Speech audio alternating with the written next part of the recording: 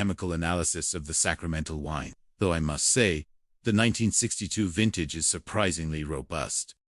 Sam sighed, rubbing the back of his neck. He looked tired, the kind of tiredness that comes from seeing a world you love slowly being dismantled. Lord Sedgwick is here, sister, and that fellow they've brought a model of the proposed development. They want it on stage for the speeches tomorrow. A vision of the future. They call it a model of our demise, Boniface noted dryly. It's progress, they say, Felix added, though his tones suggested he was quoting a textbook he found particularly distasteful. They descended to the main hall, where the air was thick with the tension of a funeral. Lord Matthew Sedgwick, the current Earl, stood by a draped object. He looked older than his years, his face a map of hidden debts and inherited burdens. Beside him stood Ronnie a developer with a shark-like grin and eyes that seemed to be calculating the square footage of the chapel's altar. "Ah, Sister Boniface," Lord Matthew said, his voice strained. "I know this is difficult. My father loved St. Vincent's dearly. I just wish, well, circumstances being what they are." "Circumstances usually involve a lack of imagination," my Lord Boniface replied gently, her eyes meeting his. Matthew looked away first. Suddenly, the heavy oak doors swung open. A woman entered with the stride of someone who owned the world, or at least intended to edit it. She was dressed in sharp London fashion, a camera slung over her shoulder, and a notebook tucked under her arm. "Ruth," Sam gasped, his entire posture changing in a heartbeat. "In the flesh, Sam, or as much flesh as a journalist is allowed these days," Ruth Penny replied, her eyes sparkling with a familiar, dangerous mischief. The room shifted. Ruth Penny was a force of nature, a woman who had left. Great. Slaughtered to chase headlines, but had never truly left the hearts of those she'd left behind, especially Sam. The silence between them was loud, filled with the ghosts of a dozen unsaid things. "I'm working on a story," Ruth explained, ignoring the stunned silence of the others. "How the St. Vincent's development could be rolled out nationwide. A blueprint for modern living in ancient spaces. The London papers are obsessed with it. Tomorrow is about the story of this town." "Miss Penny," interjected Lynn Goodwin, the council leader, who had appeared from the shadows like a cat. "Not world domination. I shall be doing the unveiling." With a flourish, Lynn pulled the cloth away. The model was a glass and steel monstrosity, sitting on the ancient stone floor like an alien craft that had crashed into a cathedral. "I give you Lord Adam Sedgwick Towers," Lynn announced. "Oh, my," whispered Sister Peter, crossing herself. "Progress," Panissa said, stepping forward. "Like a shark, we keep moving forward, or we die." But as the group marveled or mourned over the model, a shadow fell across the doorway. A small, stooped figure in a dusty habit stood there, leaning on a wooden staff. It was Sister Helena, the legendary archaeologist who had spent half her life in the dirt of the Holy Land. "You call this progress?" Helena's voice was like grinding stones. "You are building on foundations you do not understand. You play with the surface of things, while the truth remains buried beneath your feet." Chapter 2. The Secret in the Stone.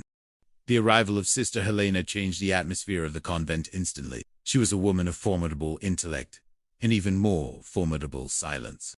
While the other sisters were busy packing linens and prayer books, Helena was seen wandering the chapel with a magnifying glass and a notebook, her lips moving in silent prayer or perhaps a secret calculation. Sister Boniface found her later that afternoon in the north transept, staring at a bronze plaque dedicated to the late Earl. Sister Helena Boniface said softly, "I've read all your papers. Egypt, Machu, your work in Ephesus was extraordinary. You found the hidden aqueduct when everyone else said there was only dust." Helena turned, her eyes sharp behind thick lenses.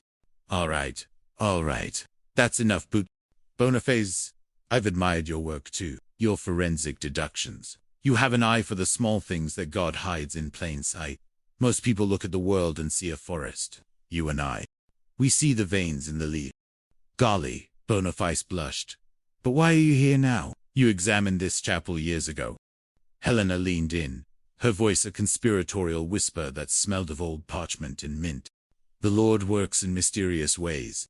Sister, did I miss something then? Perhaps. Or perhaps it wasn't time for it to be found. But now, with the wolves at the gate, we shall speak further at dinner. There is a weight in this stone." "Boniface," a weight that needs to be lifted. But dinner would never come for Sister Helena. The evening was a blur of activity. The town was buzzing with the news of the sale. At the local pub, the Stag and Hound, the talk was divided.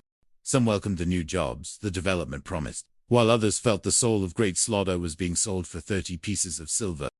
In the dark room of the convent, Peggy, the young civilian assistant at the police station, was helping Sister Boniface develop some archival photos. Peggy looked up, her hands stained with developer fluid. "I'm going to miss this, Sister," Peggy said. "The cases, the mysteries, the way you always see the truth when everyone else is just looking at the clutter." "The truth is always there," Peggy Boniface replied, watching a photo of the 1920s choir slowly materialize in the chemical bath. "It's just that people are very good at standing in front of it. They use their egos as a screen." A frantic knocking interrupted them. It was Sister Peter, her face pale, her breath coming in short, jagged gasps. "Boniface, come quickly. It's Helena, in the chapel." They ran. The corridors felt longer than usual, the shadows of the vaulted ceilings stretching out like reaching fingers. The air in the chapel was cold, smelling of extinguished beeswax and ancient dust. There, at the foot of the altar, lay Sister Helena. Her staff was broken beside her. Her eyes, which had seen the wonders of the ancient world, were fixed on the vaulted ceiling. Inspector Gillespie arrived minutes later. He knelt beside the body, his professional detachment struggling against the personal grief of seeing a member of the St. Vincent family fallen. He reached out, his fingers hovering over Helena's pulse point, though he already knew. "Blunt force trauma to the back of the head," Sam muttered, his voice thick. She never saw it coming. "Ambushed in the house of the Lord." Boniface knelt on the other side. She didn't look at the wound yet. She looked at the habit. Her eyes scanned the dark wool with microscopic precision. "Inspector, look at these flecks. An ivory-colored lipophilic compound." "Wax?" Sam asked. "Not just any wax," Boniface said, her voice trembling slightly. "From its hue and pigmentation, it is the sort utilized in a traditional Catholic pillar candle, the heavy, expensive kind. I believe we have a killer candlestick, Sam. A sanctified weapon. An opportunistic murder," Felix notes. Looking around the darkened chapel, someone grabbed what was at hand. They didn't come here to kill, but they found they had to. "But why?" Sam asked. "What could an old nun have that was worth killing for?" "She knew something," Boniface said, reaching into Helena's stiffening hand. She pulled out a crumpled scrap of paper that the old nun had gripped in her final moments. "She gave this to a passing postman just before she entered the chapel. It says, in Latin," Sam said. "In the chapel, in plain sight," Boniface translated, her mind already racing through the architecture of the building. Chapter 3. The Ghost of the Earl. The investigation turned the convent into a crime scene, a cruel irony for a place that was supposed to be a sanctuary. Sam Gillespie sat in the small office he had set up in the vestry, looking through the list of people who had been in the building during the blackout period. Lord Matthew, Ronnie Panisser, Lynn Goodwin, and our own sisters, Sam Listard, and Ruth Penny. She was everywhere yesterday. She has a way of being in rooms she shouldn't be in. "Ruth wouldn't kill a nun for a story," Sam Boniface said, entering with a tray of tea and biscuits. "Wouldn't she? She's ambitious. And this development of this century story is her ticket back to the big leagues. She's tired of being the local girl done good. She wants to be the woman who broke the biggest land scandal in the country." Boniface set the tea down, her gaze searching Sam's face. "Is it her ambition you're worried about, Inspector, or the fact that she's back?" Sam looked away, focusing on his notes. "We need to look at the why, before the who." Helena was an archaeologist. She was looking for something, and she found it behind that plaque.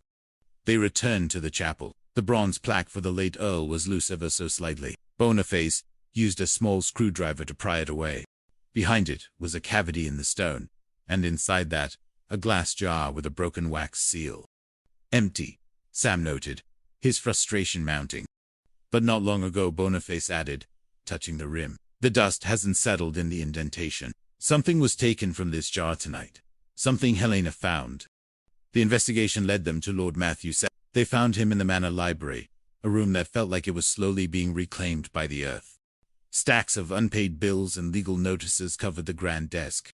"My father was a man of faith," Matthew said, his voice cracking.